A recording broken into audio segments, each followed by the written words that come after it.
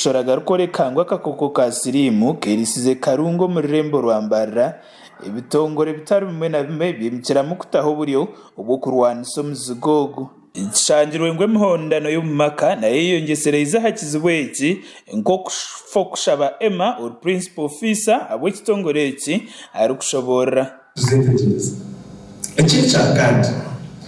it brings me back to the conversation we were talking about.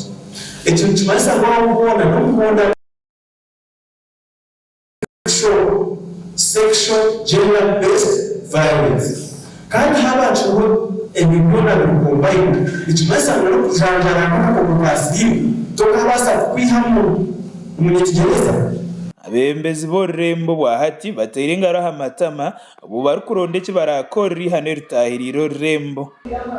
icyo kubanza n'icyo busasi kureba ngo Mbarara niyo kugira ngo namba niyo ya kabiri Akakooko ka Sirimu konka ninjira ngutakaho amasiko takaho amasiko icyo kubanza tuwasanyimanya tuwasagarura result says ahasi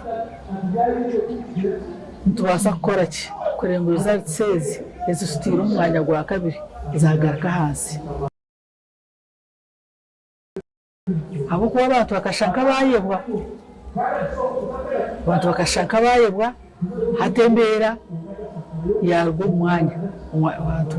Akakooko kagaruka kaba kenshi Betty Gefera uri kansara wa Akakoba yayihanangirize myetu hamwe n'abantu bakuru okugezaho kukozesa oburyo buruho bwona okwerinda omwina zogo umuntu weno abaira Akakooko ka Sirimu utakakesigarza akakesigarza nikakwita irigayo rondo omuntu omugambire ronda ba kansarazi ronda bashaho ronda abantu abakwesiga gambira abantu gamutinya Akakooko ka Sirimu abantu bakwere Akakooko ka Sirimu wanyumbazi nojirota okabunya mbuteka nojano bajota kakesigarza kagambe hata abantu abakakoba ito turi hagati y'etown abantu abatara bamwe na bamwe abayita bo mushomogu bahereza ibitekateko byabo akwa Akakooko aka kakuba in terms of satisfaction. Mukazi takwanga, mushinja takwanga,